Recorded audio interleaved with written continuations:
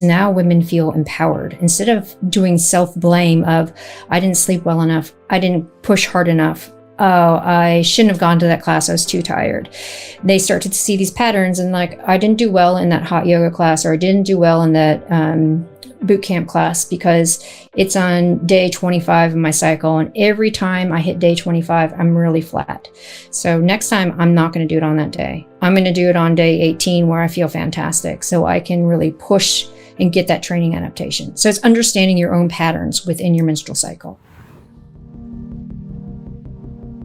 So the first one here that I have is Alex. She's a 30-year-old woman, not on oral contraception, not a professional athlete, but as you just said then, still an athlete. She trains 4 or 5 times a week, and her goal is to be strong, healthy, and quote unquote toned. I pulled this from some of the questions that were submitted to me, which I guess means lean muscle without too much body fat. I think that's what she's going for. So my first question here is for Alex, this 30-year-old woman. How does she go about assessing her current sort of health and status, her fitness, whether her hormone profile is optimal, etc.? Okay, so the first thing is tracking menstrual cycle. So, find out what day one is and find out actually how long your cycle is. Along that, you can use an app. You can also use the old fertility method of basal body temperature. So you can see where your core temperature drops and then surges. So that indicates an ovulatory cycle.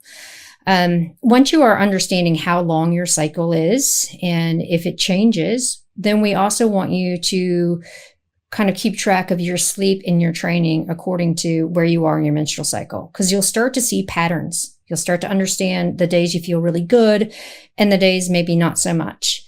The best way I can describe of the kind of epiphany that happens there is now women feel empowered instead of doing self-blame of, I didn't sleep well enough, I didn't push hard enough, oh, I shouldn't have gone to that class, I was too tired. They start to see these patterns and like, I didn't do well in that hot yoga class, or I didn't do well in that boot camp class because it's on day 25 of my cycle. And every time I hit day 25, I'm really flat. So next time I'm not going to do it on that day. I'm going to do it on day 18 where I feel fantastic. So I can really push and get that training adaptation. So it's understanding your own patterns within your menstrual cycle.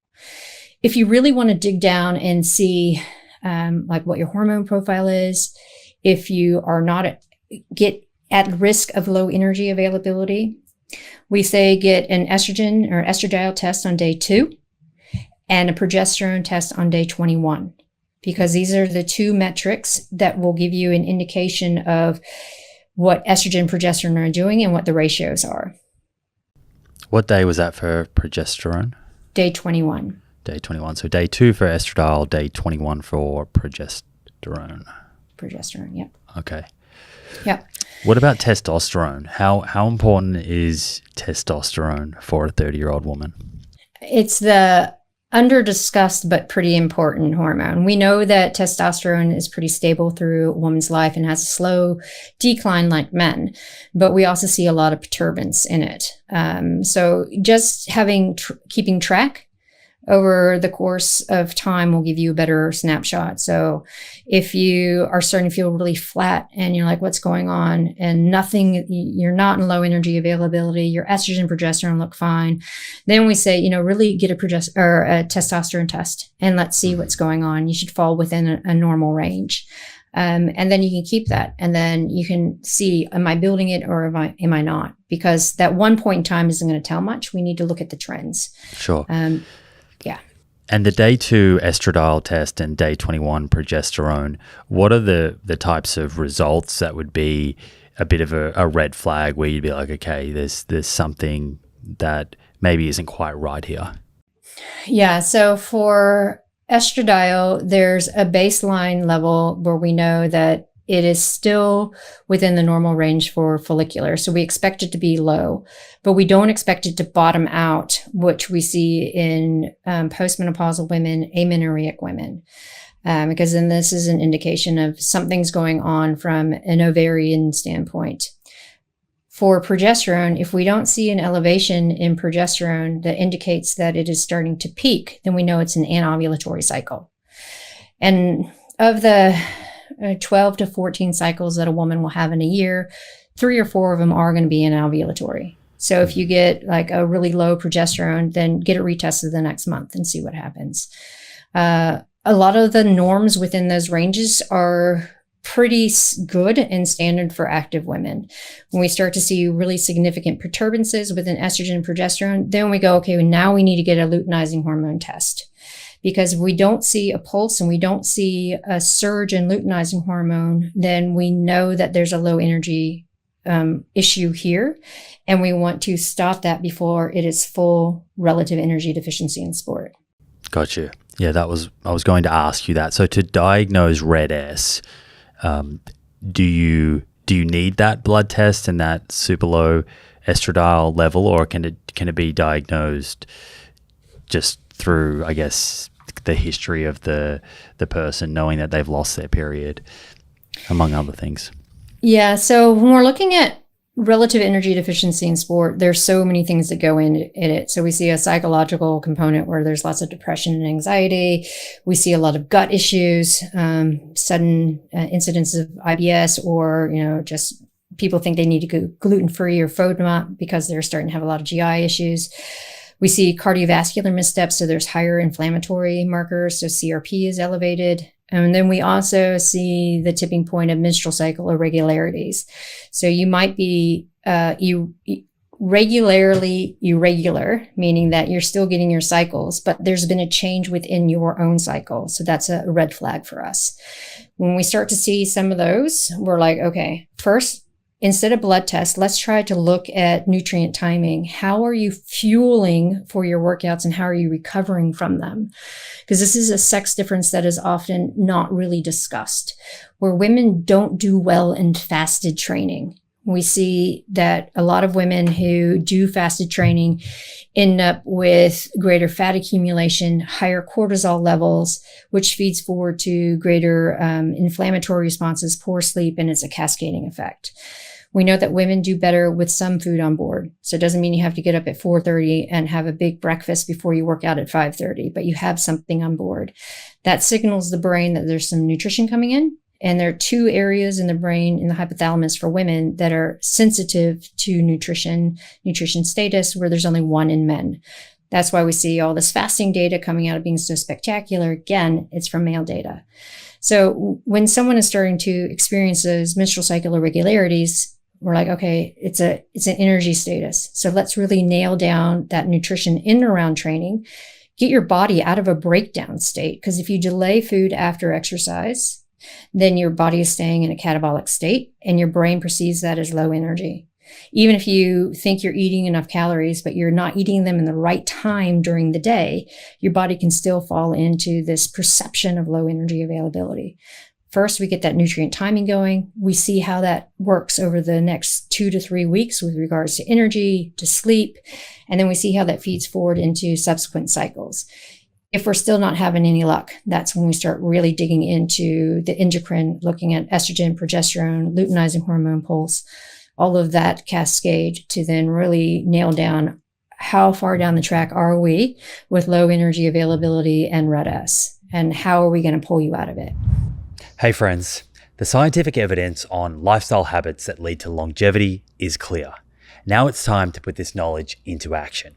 I'm excited to announce the Living Proof Longevity Challenge, a 12-week program to build evidence-based lifestyle habits to optimize longevity. My team and I have transformed over hundreds of hours of conversations with experts on aging, nutrition, and exercise into a life-changing 12-week program that will challenge you to develop habits that lead to a longer, better life.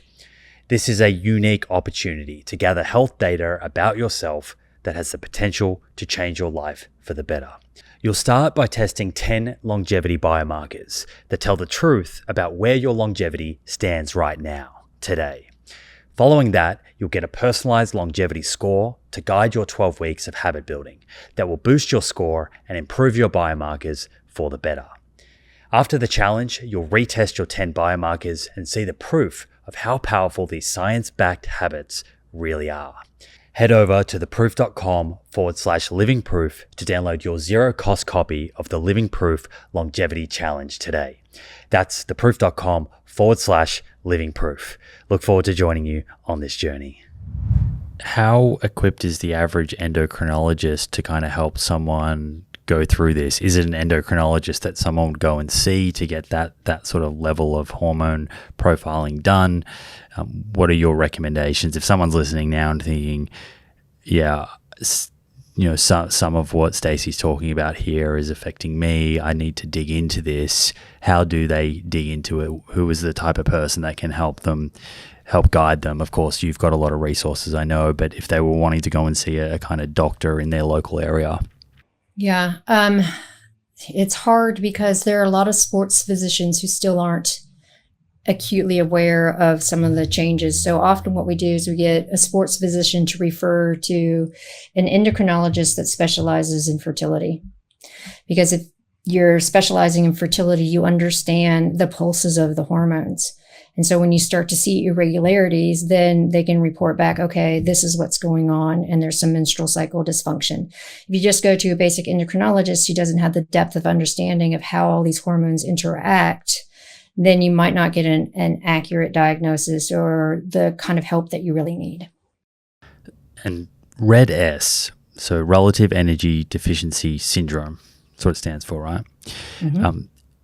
Correct me if I'm wrong. So the amenorrhea, or the irregular periods that you just spoke about there, is sort of the body's response to not having sufficient energy. So essentially, in that state, it goes into almost like survival mode, that it's not really in the appropriate physiological state to be thinking about reproduction. Exactly. Is that right? Yeah. Yep. And what are some of the risks of that? If you're in that, what are some of the, I guess, medium to long-term risks for a woman if she finds herself in that position? Yeah, unfortunately, it's still that pervasive myth in the sporting communities that if you lose your period, then you're training hard enough and you're ready to go. But what we see is if you are amenorrheic, defined by 3 months of no period, then you are increased for bone stress fractures, increased risk of inflammatory responses, poor cardiovascular function, poor recovery, and then we see a plateau and a decrease in performance.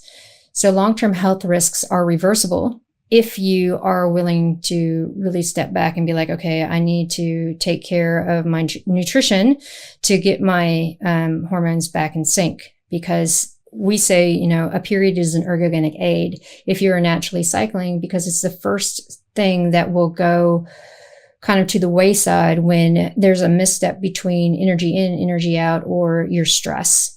So we closely monitor it, not only in elite athletes, but recreational female athletes as well. We've done a couple of studies and we've seen up to 55% of recreational female athletes are in low energy availability, subclinical, and they're starting to have menstrual cycle irregularities, but they're like, oh, I'm stressed. That's what it is. But they're putting themselves into a higher risk for low bone density, poor muscle function, and when they hit peri and postmenopause, a rapid loss of lean mass. Do you have a sense for, if we're talking about the recreational sort of athlete here, female athlete, do you have a sense for the contribution from training, whether this is it an overtraining problem or more so an underfueling, and women just not being aware about, what types of nutrients and how much they need to eat to be able to complement the exercise that they're doing, or is it sleep? What contribution would each of those be playing to RED syndrome? That's a hard one to tease out. I know Trent Stellingworth put out a paper recently looking at overtraining versus RED-S and how similar they are. If we're looking at recreational athletes, we've done kind of the combination of transdisciplinary, looking at sociocultural aspects and the physiological. And right now, because there's such misinformation through the internet or word of mouth, that there are so many different diet trends, that tends to be the big influence on what's happening in recreational female athletes, where they're doing a lot of intermittent fasting, or they're doing a lot of exclusionary diet stuff, or, they're like, oh, I'm FODMAP, so I can't have this, which falls into the exclusionary. And then that kind of compounds the effect. They're also trying to do a lot of high intensity work now, a lot of resistance training and high intensity work, because those are the buzzwords. And so there's just this significant misstep in understanding the energy needs for getting adaptation and getting what you want from your fitness and the energy needs for staying healthy. What women don't like to hear is that in order to get those adaptations, you need abundance. Right? You want to build lean mass, you need abundance of calories, because your body isn't going to encourage to build lean mass, which is metabolically hungry, if you yourself are not giving your body what it needs just to have basic endocrine health. So that's the idea behind like, what is it? What are the tipping points? It's hard to really tease out, is it the high intensity and resistance training, or is it the diet trends? Because both of them come together, because they're both the buzzwords, and we're finding a lot of women are following that. And there's just a significant misstep of information. Quick one. If you would like to see me break down wild claims from social media influencers, be sure to follow me on Instagram. You can find me by searching @SimonHill. See you there. What about body fat percentage and where that should be, or what's healthy, what's realistic? So in this sort of avatar I mentioned there, this idea of quote unquote being toned, and I think that's something that many women are sort of aspiring to. What does that actually mean? What is healthy for a 30-year-old woman from a body fat percentage, and how may that differ to a 30-year-old man? Yeah, so we look from a healthy range. It depends not only on like total body fat, but where it's distributed. So a woman who is 30 might have 25% body fat, but it's all lower body. And that's not as harmful as if she is 25% body fat and it's all in the abdominal region. So we have to look at morphology and, where is that being stored? We say that women who are healthy around 30, it's between 22 and 26% body fat is a healthy range. But for men, it's between 16 and 20%. So when we start to see things like athletes are like, oh, I dropped down to 12% body fat for my races. It's like, okay, well, we know that there's a lot of misstep and you're right on the cusp of being sick because your body percent is a little bit too low.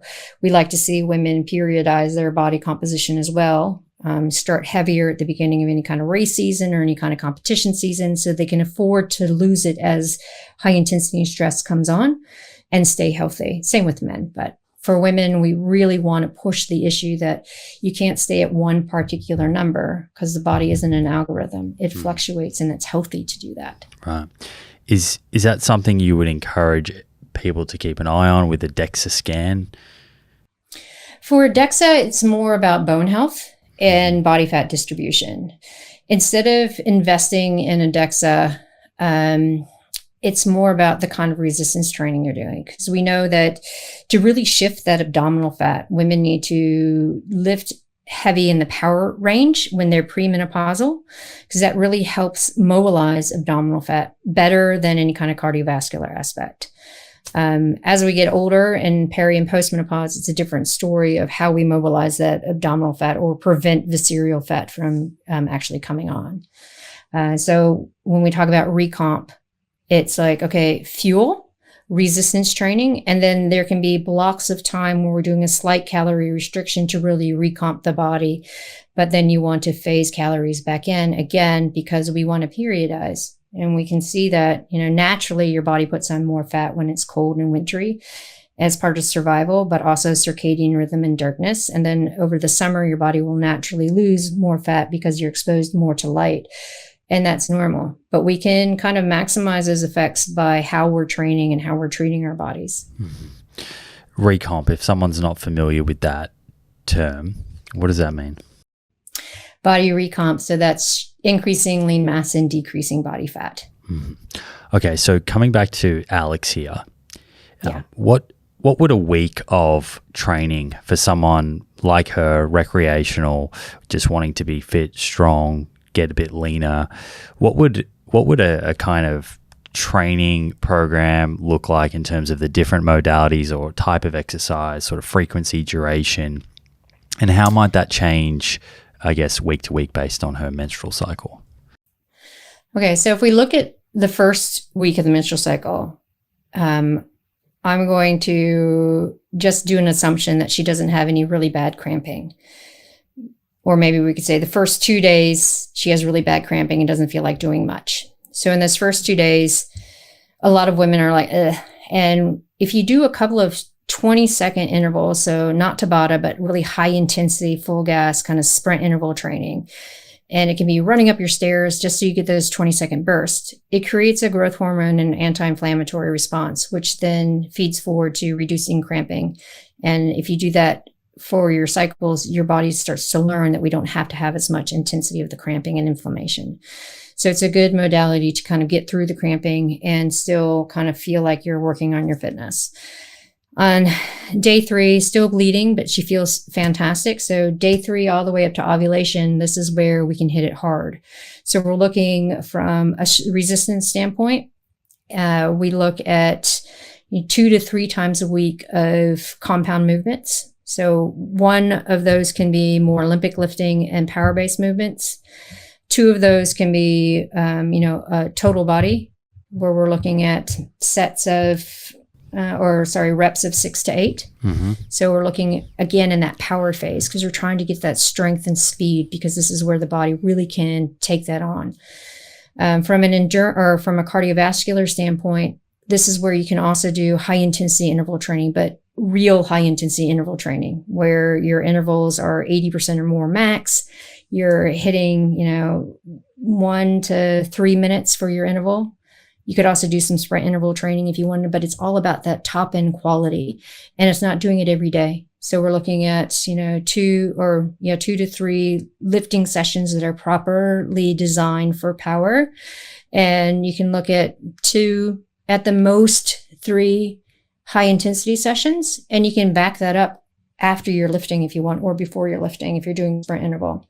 So it's not a lot of time, right? And then after ovulation, we start to look more from an aerobic capacity standpoint.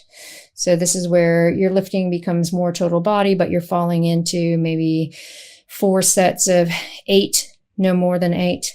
From a cardiovascular standpoint, you can start looking at steady state work. So you're doing 5 or so minutes of steady state work. And then about the 5 days before the period starts, this is where we look at deloading, where you don't want to disrupt your pattern that you have during your week of going to the gym and when you go to the gym. So this is where we look at technique under the bar, working on drills, working on mobility, doing a lot of recovery modalities so that you are working with the fact that your immune system has changed, your neurotransmitters are making you a little bit more tired, your body's in a breakdown state and an inflammatory state. So let's work on that technique. Let's work on the cognition. Let's work on the skills. So then when we hit it hard in the next follicular phase, that feeds forward into better lifting technique, better running technique. Got you. Okay, great. So just to summarize that, you had day 1, 2, when there may be cramping, that's utilizing that sort of HIIT tool, that 20-second HIIT, proper HIIT protocol. Mm-hmm. Then you had day 3 to ovulation, which is where your training intensity goes up, you're hitting it a bit harder, that resistance training in that sort of 6 to 8 rep range. And I'm assuming that you're choosing a weight such that when you get to 6 to 8 reps, you only have a few in reserve. Is that kind of the goal there? Actually trying to get to fatigue in that. Okay. Because if we look after ovulation, we're hitting the 8, that's where you have a few in reserve. Okay. But we're really trying to get to that failure for a little bit of hypertrophy, but just that neuromuscular connection for stronger strength and power. Okay. So you're working really hard there. Intensity's up. After ovulation is when the intensity comes off. It's more sort of aerobic, and you've got the 4 sets of 8 in terms of resistance training, but you have a few reps in reserve, steady state cardiovascular training, and then 5 days before period starts is when you're deloading and really taking the foot off the accelerator. The intensity comes down. If Alex is thinking, I usually do functional training, and you use the word real HIIT there, and I had a bit of a chuckle on the inside. So, and I'm pretty familiar with the sort of HIIT literature, and I've always chuckled myself at how different the protocols are in the literature versus, say, sometimes how we see it in the community. Yeah. Is there a problem if Alex said, look, I just go and do a 45-minute sort of functional HIIT training session 4 or 5 times a week? Would there be a sort of problem with doing that versus what you've just put forward?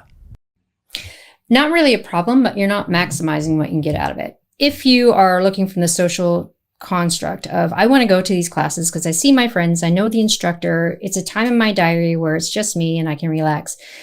Remember that you are paying for this class, so you want to make it work for you. So if it's a 45-minute boot camp functional training type thing, you can change your weights to make them lighter or heavier. You can change the intensity of the sprints that they have you do to work according to your cycle, right?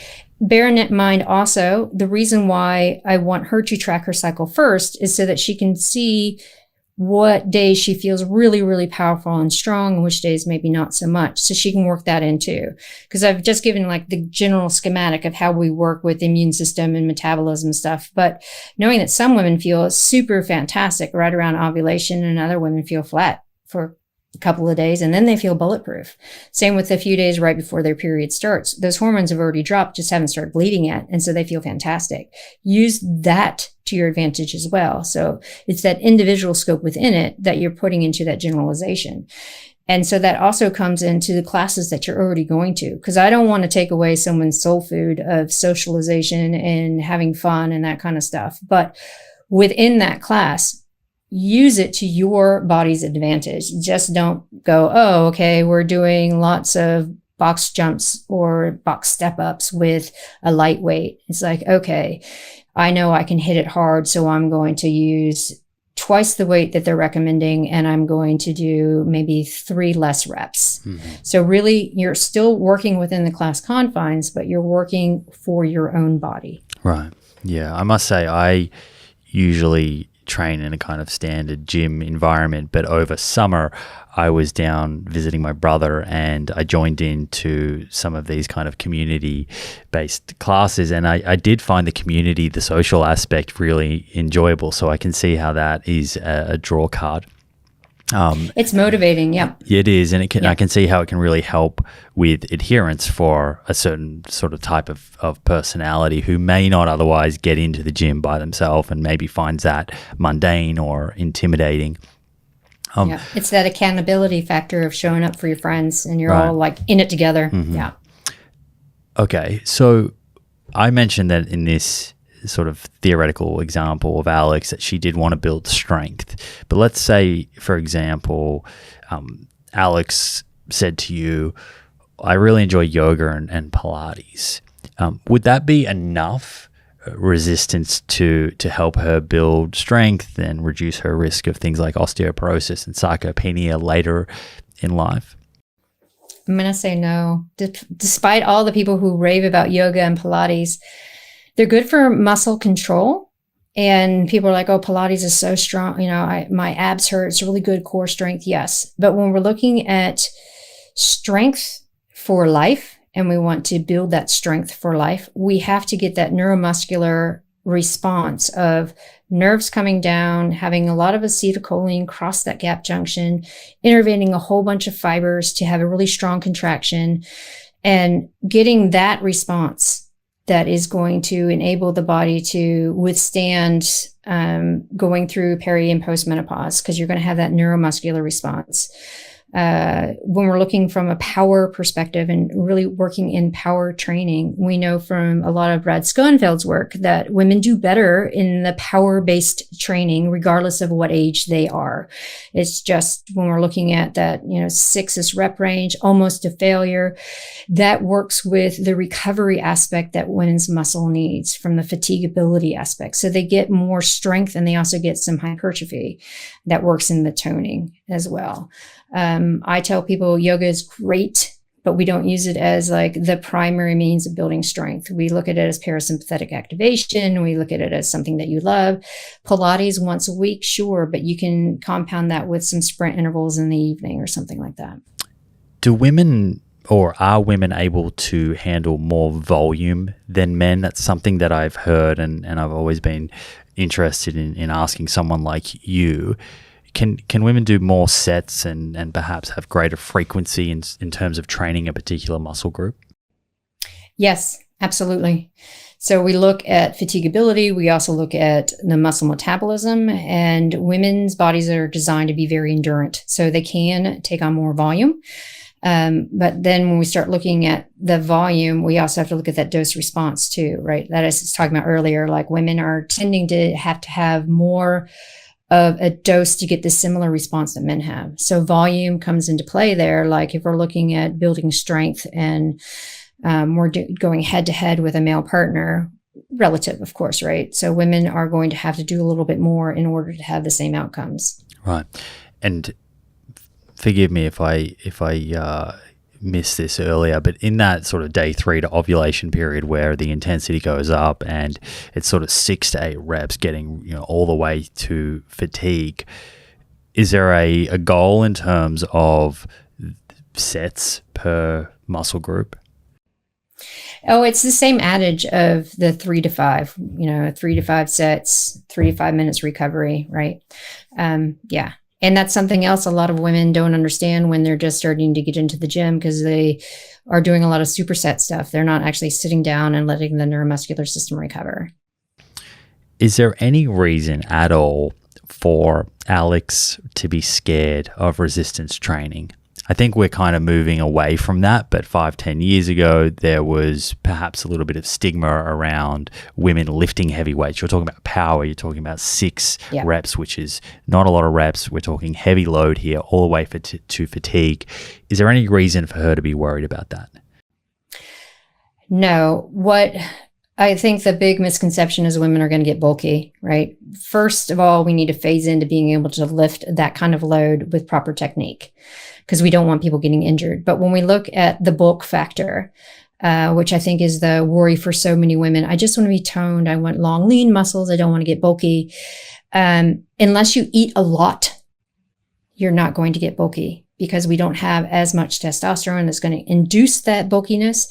Estrogen is actually our testosterone, and we see perturbations in estrogen as it goes, because progesterone counters estrogen. So if we're really trying to build lean mass, we have a short window to do it, but we're not going to get bulky. And as soon as you add any kind of cardiovascular work, that true high intensity work, it dampens that bulk effect. So there isn't any worry for women to get into the gym. Perception of bulk is also different too. Like someone might say that I'm bulky, and I'm like, really? I'm not bulky at all, but I just have muscles that show, and it looks like I work out in the gym. People are like, oh, wow, you're really bulky. I'm like, no. So it's that perception as well.